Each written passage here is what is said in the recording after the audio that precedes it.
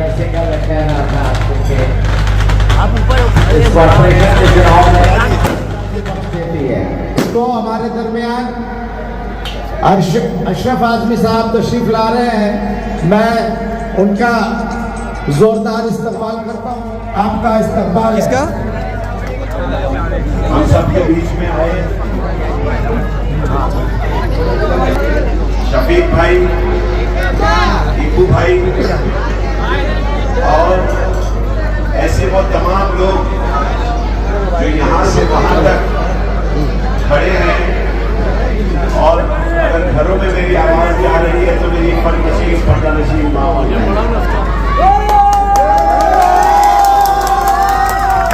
तेरी रहमतों का दरिया सरेआम बह रहा है, तेरी रहमतों का दरिया सरेआम बह रहा है। मुझे भीख मिल रही है, मेरा काम चल रहा है और तेरे नाम का सहारा मेरी जिंदगी का हासिल, तेरे नाम के सहारे मेरा काम चल रहा है। भाई रोड के इस तारीखी किनारे पर आज की ये इलेक्शन मीटिंग 2026 के नए नगर सेविका का इस्तेकबाल करने की तैयारी है।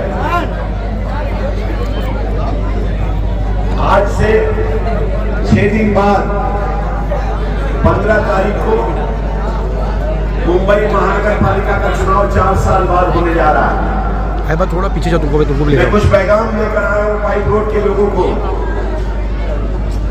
ये सब वो इलाके हैं जो हमेशा फैसला करते हैं कि कौन चुनकर जाएगा और कौन घर बैठेगा।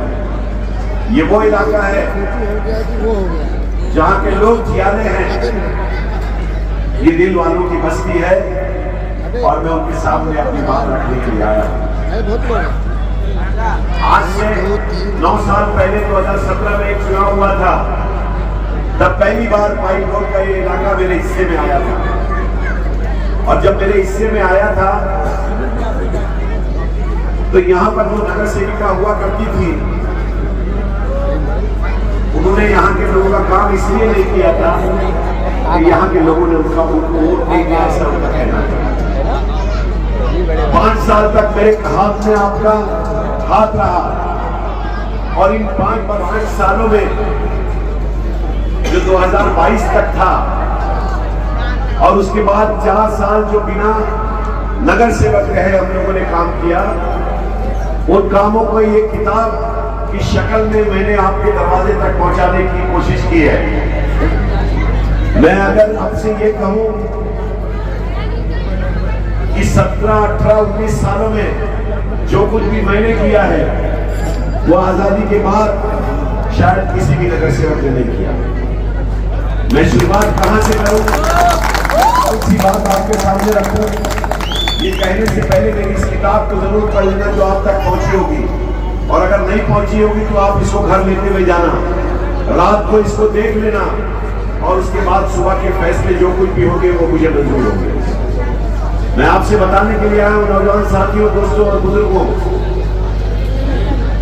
कि आज का ये चुनाव जो होने जा रहा है, ये चुनाव कोई साधारण चुनाव नहीं है। ये चुनाव इस बात का फैसला करेगा कि आपका रुख किस तरफ है और आप क्या सोच रहे हैं। मैं आपको बताता चलूं कि जब मैं 2017 में पाइप रोड पर आया तो पहली बार मुझे लगा कि मैं ऐसा कुछ करूं कि मेरे लोगों को ये लगे कि हमने इनको चुन के दिया है तो ये हम में से एक है और वो हमारे जैसी मर्जी के हिसाब से काम करे। ये जो रोड जिसको आप देख रहे हैं, यहाँ पर एक नई 12 इंच की पानी की लाइन हमने लाके दी थी। ये रास्ते पर नया बनाने का हमने काम किया था और उसके बाद इन गलियों में, इन बस्तियों में जहां जहां भी हो सका पानी की लाइन से लेकर गलियां बनाने से लेकर वो तमाम काम, और सबसे बढ़कर जब आपको जरूरत पड़ी, मैंने पहले दिन ही फैसला किया था कि जब आपको जरूरत पड़ेगी मैं आपके दरवाजे पर रहूंगा। और पाइप रोड के लोगों में पूरे कि याद रखिए, जितनी बार आप मेरे दरवाजे नहीं आए होंगे उससे 100 गुना ज्यादा मैं आपके दरवाजे पर खड़े रहता हूं। बात को कोई तस्लीम करे ना करे विरोधी मेरा, लेकिन वो लोग जो मेरे इलाके में बसते हैं वो जानते हैं कि मैंने क्या किया। ये स्कूल जो पाइप रोड पे आप देख रहे हैं, ये स्कूल जो 332 के स्टॉप के पीछे टूट कर पड़ा हुआ था, ये स्कूल यहाँ पीछे मेरे विनोबा भावे नगर में 12 खोलियों का था। ये तमाम स्कूलों को आज जाकर देख लीजिए, 30-40 करोड़ रुपए की लागत से तमाम स्कूलों को बनाने का काम मैंने किया। वो जो मैदान था गांधी मैदान, उससे मेरी भी यादें वाबस्ता थी। मेरे वालिद मेरे बचपन में उसी गांधी मैदान में वॉलीबॉल खेला करते थे। महानगर पालिका को जब मैंने कहा कि ये मैदान मुझे बनवाना है, तो महानगर पालिका ने कहा कि ये मैदान हमारी मिल्कियत नहीं है, कलेक्टर की मिल्कियत है, और ये कलेक्टर की मिल्कियत जब तक बीएमसी की मिल्कियत नहीं होगी हम लोग इसको बना नहीं सकते। 2 बरस लगे और 2 वर्षों में मैंने पूरी कोशिश करके ये जो जगह थी गांधी मैदान की, इसको उठाकर कलेक्टर से बीएमसी की मिल्कियत कराने का काम किया, और बीएमसी से फंड लाकर 75 साल के बाद आपके उस गार्डन को, जहाँ जर्सियों का अड्डा होता था, उस गार्डन को उठाकर मैंने ऐसा डेवलप किया कि आज आपके बच्चे, आपके लोग, आपके खेलने वाले लोग वहां पर जाकर बैठते और टहलने लगते।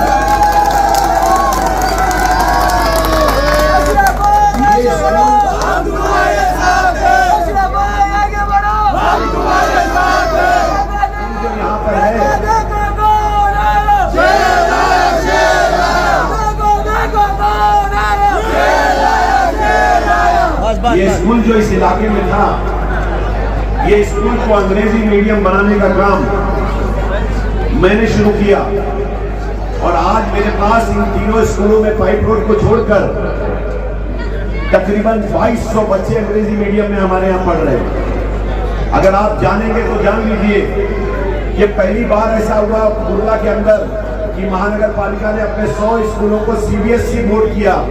सीबीएसई बोर्ड का मतलब ये होता है कि जहां पर आईएएस और आईपीएस और जहां पर एमपीएससी के बच्चे पढ़कर निकल सकते हैं, वो मीडियम को शुरू करने का काम मैंने इस इलाके में किया। आज मेरे पास तीनों चारों स्कूलों में अंग्रेजी मीडियम के बच्चे, उर्दू मीडियम के बच्चे, हिंदी मीडियम के बच्चे और मराठी मीडियम के बच्चे तमाम सीबीएसई बोर्ड में इस साल पहली बार जाने का काम मैंने किया। मैं आज आपके पास बताने के लिए आया हूँ कि जब कोरोना काल आया था तो इसी बस्ती में, इसी आजाद होटल के अंदर मैंने अपना गोदाम बनाया था, और यहाँ से वो लोग जो परेशान थे उनके घरों तक मैं पहुँचने का काम हमने किया था मेरे साथियों के साथ मिलकर। 6000 लोगों के लिए खाने रोज बनाने का काम 8 महीने तक हम लोगों ने अपनी ताकत से किया था। महानगर पालिका ने बाद में हमको मदद किया, और उसके बाद मैं आपको बताना चाहता हूं कि अगर आपने इस इलाके में रहते हुए अपने हाथ में कोरोना की इंजेक्शन लगाए होंगे, तो वो इंजेक्शन को लगवाने का इंतजाम मैंने एक मिलेनियम में आश्रम आदमी ने आज मैं आपको बताने के लिए आया हूं कि मुझे एक बात पता चला कि महानगर पालिका की जमीन पर अगर कोई जगह है तो वहां पर जो लोग अपने गांव चले गए हैं, उन गांव जाने वाले लोगों को आप वहां पर बैठाकर अपने गांव भेज सकते हैं। तो मैंने उन तमाम लोगों को जो बेचारे अपने गांव जाना चाहते थे, ऐसे 23,000 लोग ये महानगर पालिका विनोबा भावे नगर की जो स्कूल है वहां बुलवा के रोज, और उसके बाद उनको खाना देकर, उनको बस का इंतजाम करके उनको गाँव भिजवाने के लिए स्टेशन तक पहुंचाने का काम किया। ऐसी कौन सी चीज है जो मैं बताऊं आपको, ऐसी कौन सी बात है जो मैं बताऊं आपको और जो मैंने नहीं की? इसलिए मेरा दावा रहा हमेशा कि मेरे से ज्यादा 75 साल में किसी ने काम नहीं किया, और जो मैं आज आपको बताने जा रहा हूं मुझसे भी बड़ी बात है। मुझे याद है कि कोरोना में सिर्फ मुझे बाहर जाने की इजाजत थी। कुछ दिनों तक मैं पैदल चलकर बाहर जाता था। थोड़े दिनों के बाद बीएमसी ने मुझे कहा कि हम आपको कार्ड देते हैं, आप कुछ और समाज सेवकों को लाइए और लोगों की भलाई के लिए काम कीजिए। जब वो काम मैंने शुरू किया तो एक दिन मुझे पता चला कि 7 हिल हॉस्पिटल जो है वो मुझे फोन करता और कहता कि भैया मेरे को एक बार आप कुछ डॉक्टर दिला दीजिए क्योंकि लोग मर रहे हैं और आईसीयू में काम करने के लिए कोई नहीं है। आज मैं पहली बार आपको अपने उम्मीदवार के बारे में बताता हूँ। ये उम्मीदवार जो यहाँ पर नाम लिखा है डॉक्टर समन आजमी, डॉक्टर समन अरशद आजमी, ये उम्मीदवार मेरी बेटी जिसने 2019 में अक्टूबर के महीने में अपनी डिग्री हासिल की डॉक्टर की। और उसके बाद उसको ट्रेनिंग में जाना था, लेकिन कोरोना की वजह से वो मामला रह गया। और जब कोरोना की वजह से उसका मामला रह गया, इस बीच में कोरोना आया और जब उस डॉक्टर की बात मुझे याद आई कि उसको आईसीयू में वो डॉक्टर चाहिए जो मरीजों की जान बचा सके, तो मैंने उससे कहा कि मैं ढूंढता हूँ डॉक्टर। और जब मैंने डॉक्टर ढूंढना शुरू किया तो बाद में मुझे ख्याल आया कि मेरी बेटी भी डॉक्टर है। जब मैंने उससे पूछा कि भाई वो डॉक्टर है, उसके लिए आप क्या कहते हैं, डॉक्टर ने कहा कि मुझे डॉक्टर है तो आप भेज दीजिए, लेकिन एक शर्त रहेगी कि जब तक वो लड़की हमारे यहाँ पर हॉस्पिटल में काम करेगी आईसीयू में, तब तक वो आपके घर नहीं जा सकती। वो सुपीटेल या कोई भी 5 स्टार होटल जो रहेंगे, वो हॉस्पिटल में आपको वहाँ काम करके 5 स्टार होटल में रुकने का इंतजाम हम लोग करेंगे, वो घर नहीं जा सकते। मैंने मेरी बेटी से पूछा आईसीयू में काम करेगी? उसने मुझसे कहा कि अब्बा मैं काम तो करूंगी, लेकिन मेरे को आईसीयू का कोई तजुर्बा नहीं है, मुझे मालूम नहीं कि आईसीयू में काम करने के लिए क्या करना पड़ेगा। मैंने डॉक्टर को फोन किया, डॉक्टर ने मुझे कहा कि अशरफ भाई हम सब ट्रेनिंग देंगे, आप बेटी को भेज दीजिए। और मेरी बेटी कोरोना के सीरियस मरीजों को बचाने के लिए, जहां लोग कोरोना के नाम से अपने घरों में बंद थे 6-8 महीने तक, वो 6-8 महीना मैं सड़कों पर घूमकर अपने कमजोर साथियों को, अपने बेबस ऐसे लोगों को जो बेचारे परेशान हो गए थे, जिनके काम धंधे बंद हो गए थे, उनके लिए मैं जब सड़कों पे घूम रहा था, उस वक्त मेरी बेटी ये डॉक्टर समन आजमी 7 यूनिट के हॉस्पिटल में आईसीयू के अंदर कमजोर और ऐसे बेचारे बीमार मरीजों को बचाने के लिए कोशिश कर रही थी जिनकी जान धोखे में थी। आज वही समन आजमी आपके पास इलेक्शन लड़ने के लिए आई है। और उसके बाद मैं आपको एक और दर्द की बात बताता हूं। जब पहली बार उसकी तस्वीर को एक पीपी किट में हम लोगों ने देखा, उसकी मां ने देखा, तो 2 दिन तक उसकी मां छुपकर रोती रही। और आज हमने उसको जब कहा कि ये सीट लेडीज ओबीसी हो गई है, तो बेटा तू लड़ेगी क्या? उसने कहा कि अब्बा मैंने अपनी पूरी जिंदगी में हमेशा आप दोनों अब्बा को हमेशा सड़क पर चलते हुए, गरीब आदमी से हमदर्दी करते हुए, आम आदमी के सर पर हाथ रखते हुए, उनका हाथ पकड़कर अस्पताल में जाते हुए, उनका हाथ पकड़कर पुलिस स्टेशन और म्युनिसिपालिटी में जाते हुए देखा है। मैं आपके लिए जरूर काम करूंगी, आप बिंदास रहिए, बेफिक्र रहिए। आप अगर मुझे मौका दिलाएंगे तो मैं कॉर्पोरेशन में बैठकर हेल्थ डिपार्टमेंट के अंदर तमाम लोगों को सहूलतें पहुंचाने के लिए न सिर्फ कुर्ला बल्कि मुंबई शहर के लिए काम करूंगी। हमारी मजबूरी समझिए। मैंने 2007 में पहली बार अपनी बहन को इलेक्शन लड़वाया था। पाइप रोड के लोगों, मैं जानता हूं इस बात को कि मेरी कौम के लोग जो होते हैं वो जरा थोड़ा सा ऐसी तरह से पर्दा नशीलों को ज्यादा वो करते हैं। तो मैंने पहली बार मेरी बहन के लिए कहा कि तू इलेक्शन जरूर लड़ेगी, तेरा नाम सब जानेंगे, लेकिन न तू कभी स्टेज पर बात करेगी और न तू कभी गलियों में घूमकर कुछ कहेगी, बल्कि वहां बैठकर कॉर्पोरेशन में काम करेगी। तब मैंने आपको बताऊं शुरुआत की थी 19 साल पहले, और आज फिर वही शुरुआत की है।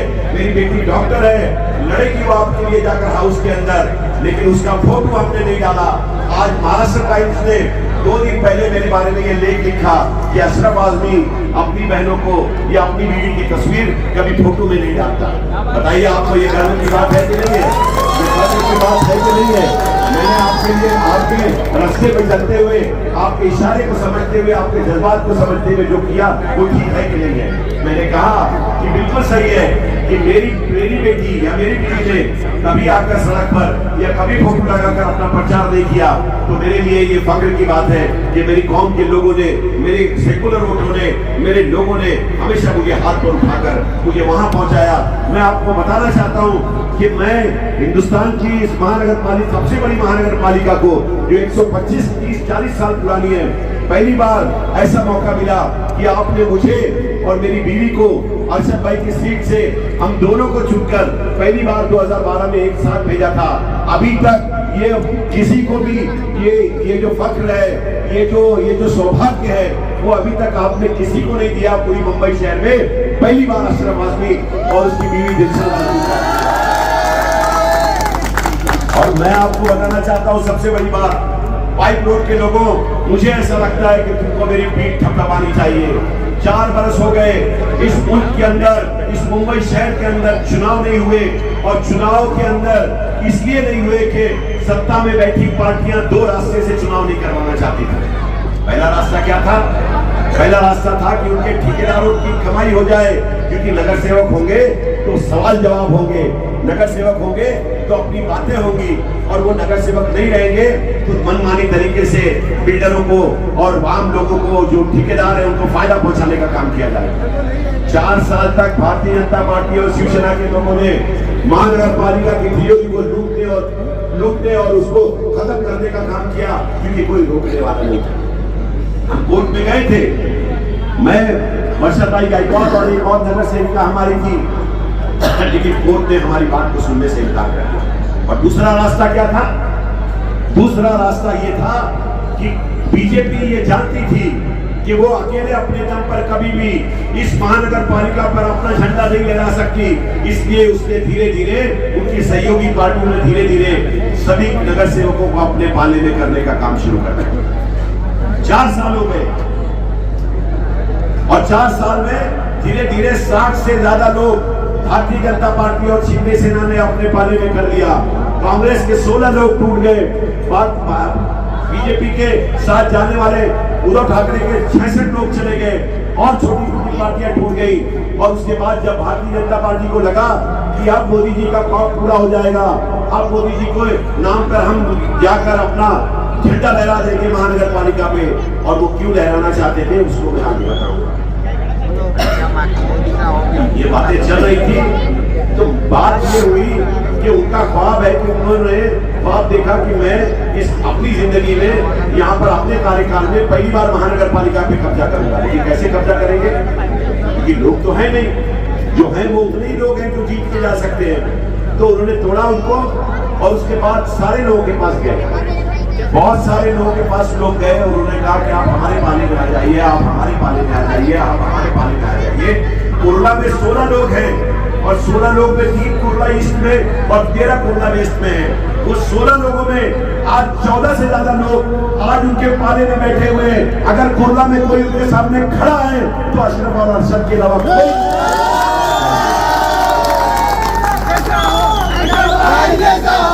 कि मेरे लोग मुझे लगा कि मेरे लोग मेरी पीठ पर दबाएंगे। मुझे लगा कि मेरे लोग मेरे सर पर हाथ रख के ये कहेंगे कि अशरफ भाई तुम फिक्र मत करना, जब तुम 4 साल में सारे लोग पाला बदल कर जा रहे थे तो तुम पाले पे इस तरफ खड़े थे। आप कुर्ला में देखिए कि कौन लोग थे जो सेकुलर हुआ करते थे, कौन नेता थे जो यहाँ पर कांग्रेस पार्टी या दूसरी सेकुलर पार्टी में थे। ये आज कहाँ है वो? या तो भारतीय जनता पार्टी में है या फिर भारतीय जनता पार्टी की सहयोगी दलों में है। और वो सब लोग मिलकर पूरे कुर्ला के अंदर हम लोगों को इसलिए सबक सिखाना चाहते हैं कि हमने उन आकाओं के हुक्म को मानने से इनकार कर दिया, क्योंकि हम आपके हुक्म को मानने वाले लोग हैं, उनके हुक्म को नहीं मानते। इसलिए मैं आपसे और आप अपने लोगों से अपील करने आया हूं, मैं अपने बहनों और भाइयों से अपील करने आया हूं। यहाँ मेरी बेटी चुनाव लड़ रही है और हम पूरी ताकत के साथ लड़ रहे हैं।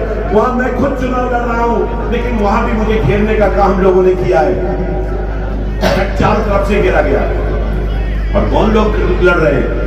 ये जो उम्मीदवार लड़ रहे हैं ये कुछ भी नहीं लड़ रहे हैं सर, ये उम्मीदवार है ही नहीं, ये तो उम्मीदवार ऐसे ही लड़ रहे हैं। लेकिन जो पीछे से रहकर इन उम्मीदवारों को लड़ा रहे हैं, जो पीछे से रहकर इन उम्मीदवारों को आगे बढ़ाने की कोशिश कर रहे हैं, ये वही लोग हैं जिनके हुक्म को हमने मानने से इनकार करके तुम्हारे साथ खड़े होकर उनको ठेंगा दिखाया था। वही लोग और हमको हराने के लिए पूरी ताकत के साथ पूरे कुर्ला में हम लोग को रोकने के लिए खड़े। यहाँ तो कोई लड़ाई है नहीं, यहाँ तो कोई लड़ाई है नहीं, क्योंकि ये लड़ाई तो आप इंशाअल्लाह ताला पूरी ताकत के साथ मुझे जिताने जा रहे हैं। लेकिन वहां पर मेरा वोट काटने के लिए जो लोग आ रहे हैं उनके बारे में भी आप ध्यान रख लेना। अपने कोई लोग हो तो उनको बता देना कि भारतीय जनता पार्टी पीछे के दरवाजे से अशरफ आजमी को वार्ड नंबर 165 में हराने की कोशिश कर रही है और आपके वोटों का डिवीजन करा के वहां जाकर वो भारतीय जनता पार्टी को जिताने का काम कर रही है। ये बात आप जाकर वहां पता कर सकते हैं। इसलिए मैं आपको कहने के लिए आया हूं कि मैं झुका नहीं।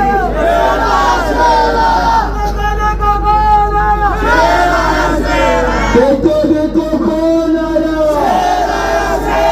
अशरफ भाई आगे बढ़ो।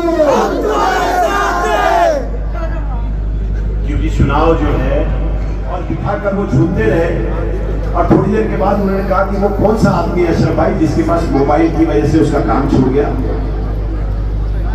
मैंने कहा साहब ये ऐसी सी बात है। कहा आप मुझे बहुत एक्सप्लेन नहीं करिए, मुझे ये समझाइए कि आप चाहते क्या है, क्योंकि मैं आपका हर लिखा हुआ खत पढ़ता हूँ। कमिश्नर किसी का खत नहीं पढ़ता, लेकिन उसके दिल को अच्छा लगे तो पढ़ लेता है। उसने पढ़ते हुए मुझे कहा कि अशरफ भाई आप मुझसे क्या चाहते हैं। मैंने कहा सर आपके पास बहुत से फंड है, मेरे वार्ड में भी बहुत से फंड आए हैं। आपके पास इस ऐसे हालात में जब नागहानी हालात पैदा हो जाए तो आपके पास एक पावर होता है, और वो पावर होता है उसका इस्तेमाल करके आप किसी भी आदमी की मदद कर सकते हो। तो कहा कि क्या चाहते हो आप। मैंने कहा सर मैं चाहता हूं कि कुछ मेरे को ऐसा सामान दे दिया जाए कि जो लोग अपने बच्चों को मोबाइल से नहीं पढ़ा पा रहे हैं, मैं उन बच्चों तक कुछ ऐसी चीज पहुंचाऊं कि उनका मोबाइल खाली हो जाए और वो बच्चे पढ़ने लगे। और वो सामान आपको महानगर पालिका की तरफ से देना है। वो लोग मुस्कुराए, और मुस्कुराने के बाद उन्होंने कहा कि बताइए क्या चाहिए। मैंने कहा कोई मोबाइल दे दीजिए। उन्होंने कहा कि नहीं मोबाइल नहीं, मेरे जहन में एक बात आई है, मैं आपको टैब लेके देता हूं और आप टैब बांट दीजिए। 4 करोड़ से ज्यादा की लागत से 1 बरस के अंदर महानगर पालिका के कमिश्नर की मदद से मैंने आपकी बस्ती के 2500 बच्चों को अपने हाथ से, इसमें तस्वीरें हैं, अपने हाथ से ले जाकर टेप देने का काम किया। 2500। और उसके बाद मेरा देखा देखी पूरे मुंबई के नगर सेवक कमिश्नर के पास पहुंच गए। आप एक भी फोटो नहीं पाएंगे पूरी मुंबई शहर में किसी का जो ये बता सके कि उसने टैब बांटा है। कमिश्नर ने कहा कि जो दर्द लेके आया था उस दर्द को बांटने का मैंने काम किया, जो दिखावा लेके आया है उसको कोई मदद कमिश्नर नहीं। मैं आपको बता दूंगा, आप जाकर पता कर लीजिए उन तमाम चीजों के बीच में जो लोग खड़े हैं। आप पता कर लीजिए क्या आपका नगर सेवक 4-4 घंटा जाकर महानगर पालिका में बात करता है। आप पता कर लीजिए कि मुंबई की अध्यक्षा के साथ बैठकर वर्षा गायकवाड़ के साथ प्रेस कॉन्फ्रेंस को कंडक्ट करने का काम आपका नगर सेवक करता है। आपके पास तजुर्बे की अगर बात करूं तो महानगर पालिका के किसी भी डिपार्टमेंट में आप चले जाइए, वो आपको बताएंगे कि अशरफ आदमी से ज्यादा काम करने वाला या अशरफ आदमी से ज्यादा बात करने वाला कोई नगर सेवक नहीं है। इसलिए मैं चिल्ला करके कहता हूं, मेरे से ज्यादा काम करने वाला अगर कोई नगर सेवक होगा तो यकीनन आप उसको वोट मत देना, मुझे वोट मत देना। लेकिन अगर नहीं होगा तो फिर बताइए आप कि इन इलाकों में जो काम मैंने किए, इन इलाकों में जो मैं वहां जहां मैं 15 साल से मैं काम कर रहा हूं, या मैंने जो 5 साल और 4 साल जो नहीं हुए उसमें जो काम किया, मुझे बताइए आप मैं किसके दरवाजे नहीं गया, मुझे बताइए मैं किसकी दर्द के साथ नहीं खड़ा रहा, मुझे बताइए अगर आपने अस्पताल में बुलाया तो मैं अस्पताल में नहीं खड़ा रहा। तो फिर मैं आपसे कहना चाहता हूं कि अगर ऐसा है तो भारतीय जनता पार्टी और शिवसेना के लोग जो साजिश रच रहे हैं, छोटी छोटी पार्टियों को लाकर उनके उम्मीदवारों की मदद करके हमारे को कोशिश कर रहे हैं कि कमजोर किया जाए, तो उन बात को आप समझने के लिए तैयार हो जाइए। अगर आप नहीं समझेंगे तो फिर वक्त ऐसा आएगा कि जो चुनाव हो रहे हैं महाराष्ट्र के अंदर, मुंबई के अंदर, वो बिहार की तरह करा दिए जाएंगे।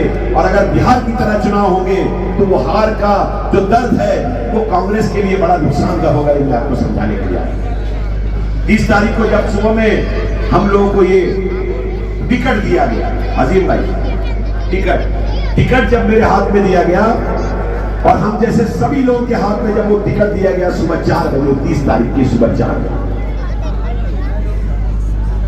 तो राहुल गांधी का एक मैसेज हमको पार्टी के लोगों ने दिखाया सुबह 4 बजे। लिखा था उस पर कि मेरे बब्बर शेरों, मोदी के लोगों को हराए बगैर वापस मत आना।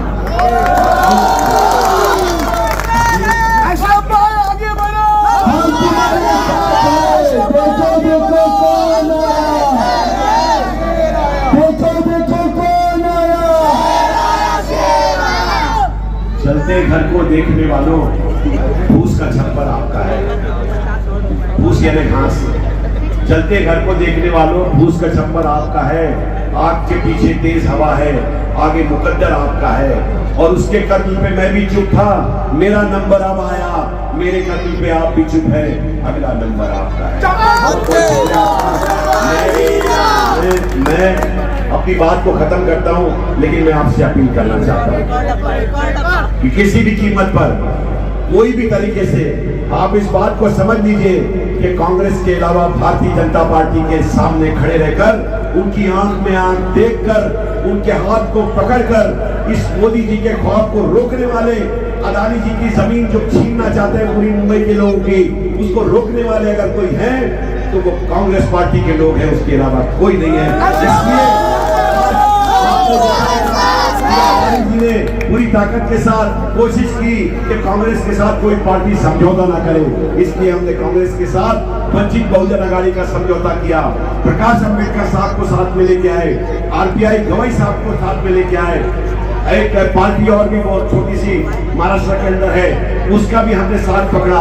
और वो लोग जो बड़ी बड़ी पार्टियों के लोग थे वो हमारे साथ इसलिए नहीं आए कि अदानी जी चाहते थे कि कांग्रेस को अकेला करके कमजोर कर दिया जाए, ताकि हाउस के अंदर जब जमीनें बढ़नी शुरू हो मुफ्त में रेवड़ियां अदानी जी को, तो वहां पर कांग्रेस के लोग नहीं बोल पाए। आप भेज देना उन दोनों को, समन आजमी और अशरफ आजमी को आप वहां भेज देना। आपको यकीन दिलाना चाहते हैं, हर पेपर में आप पढ़ेंगे, उनकी आंख में आंख डालकर उनको रोकने का काम अगर कोई करेगा तो हम लोग करेंगे इंशाअल्लाह ताला। बहुत बहुत शुक्रिया। और मैं इस बात की उम्मीद लगाता हूँ, मैं आपसे निवेदन करता हूँ कि एक बार ये सारे लोग अपना हाथ उठाकर मुझे यकीन दिलाइए कि आप मेरे साथ हो।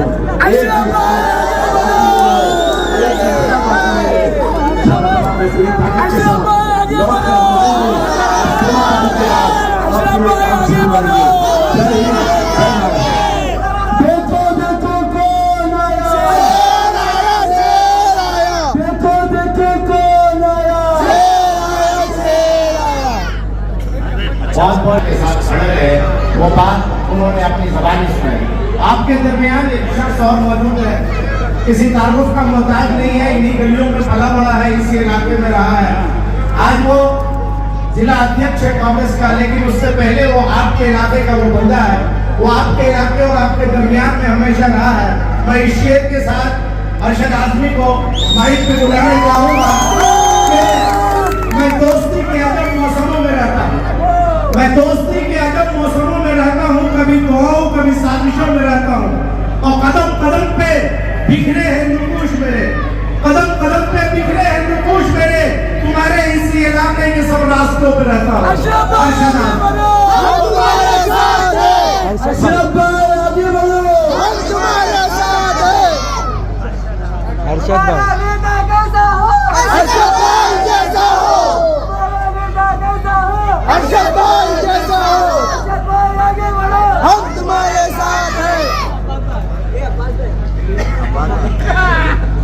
जिंदगी दी है तो जीने का हुनर भी देना, जिंदगी दी है तो जीने का हुनर भी देना, पाँव बख्शे हैं तो तौफीक के सफर भी देना, जिंदगी दी है तो जीने का हुनर भी देना, पाँव बख्शे हैं तो तौफीक के सफर भी देना, गुफ्तगू तूने सिखाई कि मैं गूंगा था, अब जो बोलूंगा तो बातों में असर भी देना। आज की इस सभा में मंच पर मौजूद हैं नॉर्थ सेंट्रल कांग्रेस की महासचिव जनरल सेक्रेटरी जैतून आपा, वंचित अघाड़ी के वार्ड अध्यक्ष प्रशांत लोखंडे, नॉर्थ सेंट्रल कांग्रेस के general secretary Ramchandra Maurya ji, general secretary Suresh Yadav ji, Vanchit Bahujan Aghadi के राजू भालेराव जी, वार्ड नंबर 167 के वार्ड अध्यक्ष, कांग्रेस के वार्ड अध्यक्ष धर्मेंद्र गुप्ता जी, पाइप रोड और कुर्ला की मशहूर और मारूफ शख्सियत लल्ला भाई अजीम पठान साहब, नासिर भाई सनी, रहीम भाई, इद्दू भाई, और आज की सभा की निजामत कर रहे हमारे साथी मसूद अहमद साहब। दोस्तों, कारपोरेशन का जो चुनाव है ये एक साधारण सा चुनाव, इसमें कोई देश दुनिया के कानून नहीं बनते, इसमें कोई बहुत बड़ी बात नहीं होती कि जिसको लेकर बहुत ज्यादा फिक्रमंद हुआ जाए। आमतौर से ये चुनाव इसलिए होता है कि मुंबई महानगर पालिका इस मुंबई शहर में बसने वाले लोगों को बहुत सारी सुविधाएं देती है, जैसे पानी की सप्लाई देती है, सड़कों की बेहतरी के लिए काम करती है, ड्रेनेज और सीवरेज को दुरुस्त रखने का काम करती है, बीएमसी स्कूल चलाती है जिसमें मुंबई में रहने वाले बहुत सारे बच्चे तालीम हासिल करते हैं, बीएमसी अस्पताल चलाती है जहां पर मुफ्त दवाएं मुफ्त इलाज किया जाता है, और बीएमसी जो है वो बीएसटी सेवा भी चलाती है जिसमें कम पैसे में तकरीबन रोज 30 लाख लोग एक सिरे से दूसरे सिरे तक सफर करते हैं। तो ये तमाम सुविधाएं पहुंचाने के लिए मुंबई महानगर पालिका काम करती है, और ये काम मुंबई शहर में ठीक से हो रहा है कि नहीं हो रहा है, इसको देखने के लिए संविधान के मुताबिक एक संस्था बनाई गई, एक ट्रस्टी बनाया गया मुंबई कॉर्पोरेशन का, जिसे लोग नगर सेवक म्युनिसिपल काउंसलर के नाम से जानते हैं। काउंसलर का काम ये होता है कि वो अपने इलाके में हो रहे कामों को ठीक ठाक से देखे, उन पर नजर रखे, जो असुविधाएं हो रही है उस पर काम करे, ये काम होता है नगर सेवक। तो कोई और जीत गया या कोई और आ गया तो बड़ी बात क्या है। पिछले 5 सालों में 10 सालों में जैसे जैसे वक्त बढ़ा, जैसे जैसे वक्त आगे बढ़ता गया, मुंबई में तरक्की के काम होते गए। कुछ नगर सेवक अगर जानकार ज्यादा रहते हैं तो वो अपने इलाकों में काम ज्यादा करा लेते हैं, कुछ कम रहते हैं तो उनके इलाकों में काम कम होता है। आपने अभी अशरफ भाई से सुना कि उन्होंने इस अपने वार्ड में कौन कौन से काम किए। 4 स्कूलें बनवाई, बीबी नगर स्कूल जो पहले ग्राउंड फ्लोर की होती थी, आपको पूरी तफसील बताई उन्होंने कि वो ग्राउंड फ्लोर की स्कूल होती थी, उसे 4 मंजिला 5 मंजिला खूबसूरत इमारत बनाई और उसमें 8 हजारों बच्चे तालीम हासिल कर रहे हैं। एसजी बर्वे मार्ग नाम की जो स्कूल है कुर्ला स्टेशन पे, जहां जो खूबसूरत इमारत खड़ी है, वो इमारत 2017 से पहले जर्जर हो गई थी, उसमें बीएमसी वालों ने अपना गोडाउन बना दिया। लेकिन चुनाव जीत कर आने के बाद अशरफ आजमी ने, दिलशाद आजमी नगर सेविका थी, उन्होंने उस पर काम किया और उस स्कूल को इतना खूबसूरत बनाया कि आज आप देखेंगे तो कुर्ला की एक बेहतरीन इमारत में से वो इमारत है, और उसमें भी कई बच्चे जो है आज तालीम हासिल कर रहे हैं। वो मीडियम का भी स्कूल बन गया। फिर कुर्ला ईस्ट वेस्ट जाने के लिए बरसों से लोगों का ख्वाब था, लोग ये बार करते थे कि यहाँ पुल बनने वाला है, यहाँ पुल बनने वाला है, लेकिन सालों साल तक कभी वो पुल नहीं बना।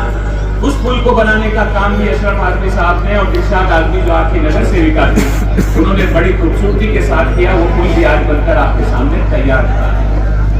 उस तरह आप उधर चले जाएंगे जहां से अशरफ आजमी नगर सेवक थे, वहां अगर आप चले जाएंगे तो वहां ऐसे मैदान थे जहां पर मैदान के अंदर गैरेज बने हुए थे, साड़ी रंगने के कारखाने चलते थे, पूरा का पूरा मैदान जो था वो लोगों के कब्जे में था। अशरफ आजमी साहब ने उस मैदान का कब्जा हटवाया, और ऐसे नहीं कि जबरन हटवा दिया, उसमें जो लोग बैठे थे उन्हें शिफ्टिंग दिलाई, दूसरी जगह उन्हें जगह दिला दी, और वो पूरा मैदान खाली कराकर एक खूबसूरत गांधी मैदान के नाम से तैयार किया। उसके जॉगिंग ट्रैक पर अगर आप सुबह जाएंगे तो आपको सैकड़ों लोग, सैकड़ों बुजुर्ग जो है वो रोज सुबह फजर की नमाज पढ़ने के बाद उस गार्डन में चलने के लिए जाते हैं, वॉकिंग करने के लिए जाते हैं और दुआएं देते हैं। अशरफ आजमी ऐसे बहुत सारे काम हमने किए पिछले 5-10 सालों के अंदर। लेकिन ये तो एक आम बात थी। एक नगर सेवक अगर पूरी तरह से मुस्तैद है तो वो अपने इलाके का काम बहुत अच्छे से करेगा, और वो उन्होंने किया। लेकिन इस चुनाव में फिर नया क्या है? फिर आप जीत कराएंगे, फिर ये काम करेंगे, फिर कोई मेयर बनेगा, फिर किसी की सरकार बनेगी। तो ये तो होते रहता है। सरकारें आती हैं, जाती हैं, कोई पार्टी कभी जीत जाती है तो कभी हार जाती है। पर इस कारपोरेशन के इलेक्शन में ऐसा नया क्या होने वाला है? ऐसा क्या है जिसके बारे में फिक्र करनी चाहिए? ऐसा क्या है जिसको सुनने के बाद माथे पर बल आ जाता है? मेरे अजीज साथियों, मैं आपको बताता हूं कि ये कारपोरेशन का इलेक्शन आज मुंबई शहर में अलग नौयत का इलेक्शन क्यों होता जा रहा है। ये मुंबई शहर एक बहुत बड़ा शहर है। हम लोग ये छोटी छोटी बस्तियों में जो रहते हैं, अलग अलग इलाकों से आए, वो इसलिए नहीं यहाँ आकर बसे कि यहाँ की चमचमाती सड़कें हमें अच्छी लगती हैं। हम इसलिए मुंबई शहर में आके नहीं बसे कि पॉश इलाकों में ऊंची ऊंची इमारतें हमें अच्छी लगती हैं। हम इसलिए भी मुंबई शहर में आकर नहीं बसे कि आसमानों में उड़ते जहाज हमें अच्छे लगते हैं, बल्कि हम इसलिए मुंबई शहर में आकर बसे हैं कि ये शहर हमें रोजी रोटी कमाने का मौका देता है। ये शहर मौका देता है इस बात का कि हम मेहनत करके अपने बच्चों का पेट पाल सके। ये शहर मौका देता है हमें इस बात का कि हम पैसा कमाकर अपने बच्चों को अच्छी तालीम देकर उनके मुस्तकबिल को संवार सकें। ये शहर मौका देता है इस बात का कि हम यहाँ से उठकर पूरी दुनिया में घूम सके, पूरी दुनिया में नाम बना सके, क्योंकि मुंबई शहर कोई मामूली शहर नहीं है। भले हम छोटे मोहल्ले छोटी बस्तियों में रहते हैं, लेकिन हम बहुत बड़े शहर में रहते हैं जिसका नाम मुंबई है। यहीं से सारा मामला शुरू होता है। 2011 में जब भारतीय जनता पार्टी की सरकार आई दिल्ली में, तो ये एक आम बात थी, ये एक आम मामला था, क्योंकि सरकारें बढ़ती हैं और बदलती रहती हैं। कभी कांग्रेस की हुकूमत, कभी जनता पार्टी की हुकूमत, तो कभी भारतीय जनता पार्टी की हुकूमत। इसमें कोई बात नहीं थी। अटल बिहारी वाजपेयी भी भारतीय जनता पार्टी के प्रधानमंत्री थे, कोई मामला नहीं था। लेकिन 2014 में जब ये सरकार बनकर आई तो मामला बिल्कुल अलग हो गया। ये सरकार जो आज बैठी है, चाहे वो दिल्ली में बैठी हो, चाहे महाराष्ट्र में बैठी हो, ये सरकार अलग निगाह से लोगों को देखती है। ये सरकार जो है वो एक आम आदमी को, एक आम आदमी उसकी नजर में सिवाय एक कीड़े मकोड़ों के अलावा और कुछ नहीं। तो ये मुंबई शहर जो दुनिया में पूरी दुनिया में जाना जाता है, उस शहर पर नजर पड़ी भारतीय जनता पार्टी की, और भारतीय जनता पार्टी आज इस शहर को निगल जाने की निगाह से, इस शहर पर कब्जा जमा देने की निगाह से देख रही है। मेरे मोदी साथियों, आपने नाम सुना होगा अडानी कंपनी का, जो इस वक्त धारावी और बंबई के दूसरे इलाकों में काम कर रही है। क्या काम कर रहे हैं जानते हैं आप? मुंबई शहर का जो इलाका है, उस पूरे मुंबई शहर में 25% सिर्फ जगह ऐसी है जहां पर पॉश इलाके हैं, बड़ी बड़ी बिल्डिंगें हैं, बड़ी बड़ी ऑफिसेस हैं, बड़े बड़े कॉर्पोरेट हाउस हैं।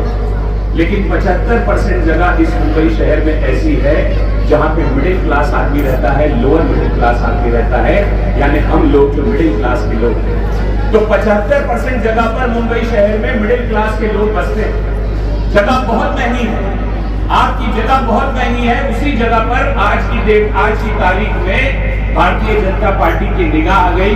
भारतीय जनता पार्टी अब धीरे धीरे इस मुंबई शहर को मिडिल क्लास लोगों से खाली करा देना चाहती है।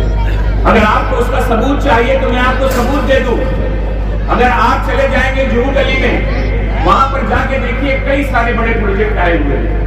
वो प्रोजेक्ट कौन लोग बना रहे हैं? वो भारतीय जनता पार्टी के नेता हैं जो बिल्डर की शक्ल में जुहू गली में बड़े बड़े प्रोजेक्ट बना रहे हैं। प्रोजेक्ट बनाना तो कोई आम बात है, कोई बड़ी बात तो है नहीं।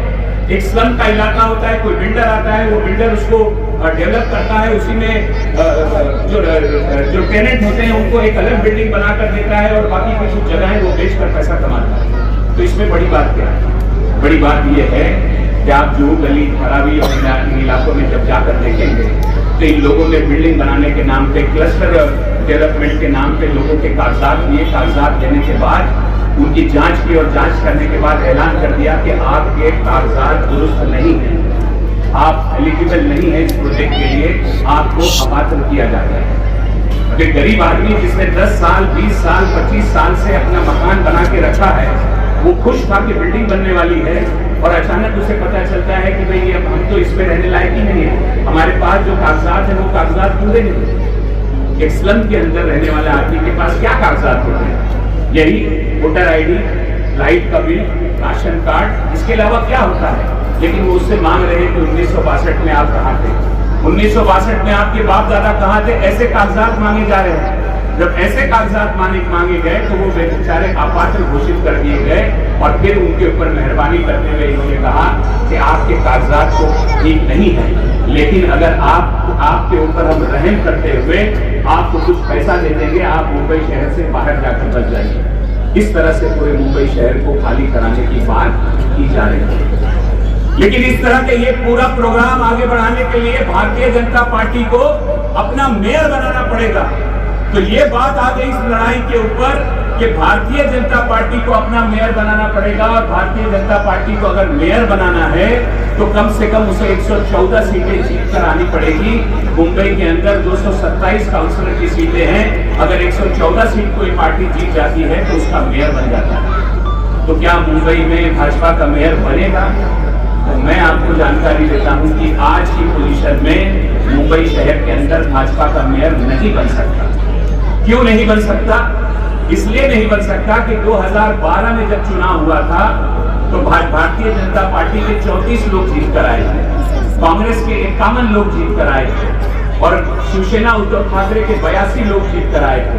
लेकिन 2017 में जब चुनाव हुआ तो ये पूरी बाउंड्री को, जो एक वार्ड की बाउंड्री होती है, उस पूरी बाउंड्री को भारतीय जनता पार्टी ने बदलकर नए तरीके से बनाया और ऐसे बनाया कि ज्यादा से ज्यादा भारतीय जनता पार्टी को वोट देने वाले लोग एक हर वार्ड में ज्यादा से ज्यादा तादाद में आ जाएं। उसका फायदा भारतीय जनता पार्टी को ये हुआ कि 2012 में जिस पार्टी ने 34 सीटें जीती थी वो पार्टी अचानक बढ़ के 2017 में 82 पे पहुंच गई, 48 सीटें बढ़ गई भारतीय जनता पार्टी की। अब भारतीय जनता पार्टी को 114 सीट चाहिए, तो 114 सीट के लिए उसे और 34 लोग चाहिए, लेकिन ताकत तो उसने पहले ही 2017 में जो थी वो पूरी दिखा दी। पूरा इलाका जो उसका था वो 82 ही सीटों का है, 83वीं सीट भारतीय जनता पार्टी की जीत के नहीं आ सकती। इसलिए भारतीय जनता पार्टी ने एक नया प्लान बनाया और वो प्लान ये बनाया कि उन्होंने अपने कांग्रेस के मुंबई शहर में जो 31 नगर सेवक जीत के आए थे पिछली बार, उसमें ज्यादातर जगहों पर कांग्रेस ने भारतीय जनता पार्टी को हराया था। ज्यादातर जगहों पर यानी 22 जगहों पर भारतीय जनता पार्टी को कांग्रेस ने हराया था। अब भारतीय जनता पार्टी की नजर यह है कि वो 22 सीटें अगर वो जीत जाती है, वो 22 सीटें अगर वो जीत जाती है तो किसी भी तरीके से उन 22 सीटों पर कब्जा हुआ तो उसकी 104 सीटें होती हैं और उसके बाद 8-10 लोग आजाद मिल जाएंगे। आजाद मिलने के बाद फिर वो किसी न किसी तरह अपना मेयर बना लेगा।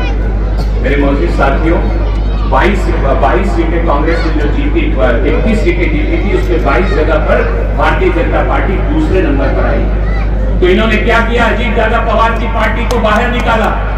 अजीत दादा आज महायुति की सरकार में डेप्यूटी चीफ मिनिस्टर है, लेकिन कारपोरेशन का चुनाव वो अलग होकर लड़ रहे हैं, क्योंकि अगर वो पार्टी बाहर आकर चुनाव लड़ती है तो तब जाके वोटों का बंटवारा होता है और कांग्रेस पार्टी 22 जगहों पर चुनाव हार करती है। तो कांग्रेस को हराकर ही भारतीय जनता पार्टी मुंबई शहर में अपना मेयर बना सकती है। आज आपकी सीट पर तो राष्ट्रवादी का कोई उम्मीदवार नहीं है, आज आपकी सीट पर तो भाजपा का कोई उम्मीदवार नहीं है, लेकिन इस सीट पर जितने लोग खड़े हैं आप पता लगाइए, आप लोग मुझसे ज्यादा जानकार हैं इस बात के। हम तो सीधे साधे लोग, ना हमारे पास कोई नेटवर्क है ना कुछ है, आपके पास बहुत ज्यादा नेटवर्क है। आज इस सीट के ऊपर जो लोग हमारे सामने लड़ रहे हैं उनको मदद करने वाले कौन लोग हैं, नाम बताऊं तो आप जानते हैं उन लोगों को जो पहले यहाँ कांग्रेस में हुआ करते थे, अब भारतीय जनता पार्टी में जाके बैठे हैं। जो आज जो राष्ट्रवादी के नेता जो उस वार्ड में हमारे सामने लड़ रहे हैं, वही तमाम के तमाम लोग आपके इस वार्ड में अशरफ आजमी को, डॉक्टर समन आजमी जो हमारी उम्मीदवार है, उसको हराने के लिए पैसा लाकर लोगों की बस्तियों में बांटने का प्रोग्राम कर रहे हैं। मेरे मौजूद साथी क्यों कर रहे हैं ऐसा? क्योंकि ये सीट अगर हार गए हम तो ये कांग्रेस की सीट हम हार जाएंगे। भारतीय जनता पार्टी का वो एजेंडा कामयाब हो जाएगा जो वो कांग्रेस को 22 सीटों पर हराना चाहती है। आप मेरा इशारा समझे? भारतीय जनता पार्टी के कौन से नेता यहाँ पर मदद कर रहे हैं? क्या आपको इशारा समझ में आया? मैं फिर सवाल कर रहा हूँ, भारतीय जनता पार्टी के कौन से नेता यहाँ पर है जो आज यहाँ दूसरे उम्मीदवार खड़े हैं? देखिए, जो भी उम्मीदवार यहाँ खड़े हैं वो हमारा इश्यू नहीं है भाई साहब, उनसे हमारी कोई लड़ाई या कोई मुद्दा नहीं है। आपने देखा, हमने पिछले 15 साल में जितने भी चुनाव लड़े, इस मोहल्ले में इस फाइट रोड पर आकर हमने किसी के बारे में खिलाफ बोलकर कभी वोट नहीं मांगा। इसलिए खिलाफ बोलकर वोट नहीं मांगा कि ये लोग, ये बस्ती, ये जगह, यहाँ हम पैदा हुए, यहाँ हमने बचपन से जवानी तक हम परवान चढ़े, हमने अपने लोगों की बेहतरी के लिए काम किया, हमने हमेशा उस पर वोट मांगा। लेकिन साजिशों का पता आपको बताना बहुत जरूरी है, साजिशों का पता आपको होना बहुत जरूरी है। पिछले 10-15 सालों के अंदर जब से ये सरकार आई, तब से हम बीजेपी के खिलाफ लड़ते रहे। आप ये सब जब से आप देखिए, मैं मुंबई कांग्रेस का प्रवक्ता भी हूँ। अशरफ भाई जो थे वो कॉर्पोरेशन हाउस में डिप्यूटी लीडर थे। जितने भी मुद्दे मुंबई शहर के अंदर हुए, जितनी भी चीजें मुंबई शहर के अंदर हुई, 1.5 घंटे का भाषण अशरफ आजमी का कॉर्पोरेशन के अंदर मौजूद है, आप जाकर निकाल लीजिए। और ये पूरे कुर्ला में जो लोग हमारे खिलाफ षड्यंत्र कर रहे हैं, पूरे कुर्ला के लोग इकट्ठा हुए हैं। मैं आपको बता देता हूँ, वो भारतीय जनता पार्टी हो, राष्ट्रवादी पार्टी हो, समाजवादी पार्टी हो, एकनाथ शिंदे की पार्टी हो, हर आदमी का एक टारगेट है कि किसी भी तरीके से अशरफ आजमी को और डॉक्टर समन आजमी को हरा दिया जाए। क्यों हरा दिया जाए? अशरफ भाई ने वो बताया था, लेकिन तफसील नहीं बता पाए। मैं आपको बता देता हूँ, एक पूरे एल वार्ड में 16 नगर सेवक हैं। पूरे एल वार्ड में 16 नगर सेवक हैं। उन 16 नगर सेवकों में 2017 की पोजीशन ये थी कि जब 2017 का चुनाव खत्म हुआ था, 2017 का चुनाव जब खत्म हुआ था, तब यहाँ पर 5 लोग उद्धव ठाकरे से जीत के आए थे, 1 आजाद जीत के आया था, 3 कांग्रेस के जीत के आए थे, 3 मनसे के जीत के आए थे, 2 राष्ट्रवादी शरद पवार के जीत के आए थे और 2 बीजेपी के जीत के आए थे। तो 14 में से, उसमें से आज पोजीशन क्या है कि 5 के 5 लोग भारतीय जनता पार्टी में चले गए, जो शिवसेना से जीत के आए थे। एक आजाद उम्मीदवार था सांगले, वो भी भारतीय जनता पार्टी में चला गया। मनसे के 3 कारपोरेटर शिंदे सेना में चले गए। हमारा कांग्रेस का भी एक कारपोरेटर, वो भी शिंदे सेना में चला गया। और जो बीजेपी के लोग पहले से थे, जो राष्ट्रवादी शरद पवार से जो जीत कर आए थे, वो भी जो है अजीत पवार में चले गए। यानी 16 में से 14 लोग आज या तो भारतीय जनता पार्टी में है या भारतीय जनता पार्टी के गठबंधन में है। लिहाजा उन्हें सिर्फ ये बात की फिक्र है कि 14 तो उनके लोग हैं, हराना तो सिर्फ 2 लोगों को। और वो 2 लोग जो है वो आपके सामने आपकी ताकत से बनाए हुए लोग हैं। वो आपके भरोसे आपकी उस पर चुनाव लड़ रहे हैं। तो वक्त खत्म हो गया। मैं आपसे सिर्फ इतना गुजारिश करूंगा कि पिछले 8-10 सालों में जो 4 आज पोजीशन क्या है कि 5 के 5 लोग भारतीय जनता पार्टी में चले गए, जो शिवसेना से जीत के आए। एक आजाद उम्मीदवार था सांगले, वो भी भारतीय जनता पार्टी में चला गया। मनसे के 3 कारपोरेटर शिंदे सेना में चले गए। हमारा कांग्रेस का भी एक कारपोरेटर, वो भी शिंदे सेना में चला गया। और जो बीजेपी के लोग पहले से थे, जो राष्ट्रवादी शरद पवार से जो जीत कर आए थे, वो भी जो है अजीत पवार में चले गए। यानी 16 में से 14 लोग आज या तो भारतीय जनता पार्टी में है या भारतीय जनता पार्टी के गठबंधन में है। लिहाजा उन्हें सिर्फ ये बात की फिक्र है कि 14 तो उनके लोग हैं, हराना तो सिर्फ 2 लोगों को। और वो 2 लोग जो है वो आपके सामने आपकी ताकत से बनाए हुए लोग हैं। वो आपके भरोसे आपकी उस पर चुनाव लड़ रहे हैं। तो वक्त खत्म हो गया। मैं आपसे सिर्फ इतना गुजारिश करूंगा कि पिछले 8-10 सालों में जो 4 साल हमारा गुजरा है, जो 4 साल हमारा गुजरा, उन 4 सालों में हमने इनकार कर दिया भारतीय जनता पार्टी में जाने से। 5 करोड़, 10 करोड़, 15 करोड़, 20 करोड़, जितना पैसा हम चाहते हमें मिल जाता भारतीय जनता पार्टी। यार वो ये भी कहते थे आप राष्ट्रवादी में आ जाओ, आप शिंदे सेना में आ जाओ, लेकिन हमने जाने से इनकार कर दिया। सिर्फ इसलिए जाने से इनकार कर दिया कि आपसे वादा करते। भाई साहब कांग्रेस वोट दीजिए।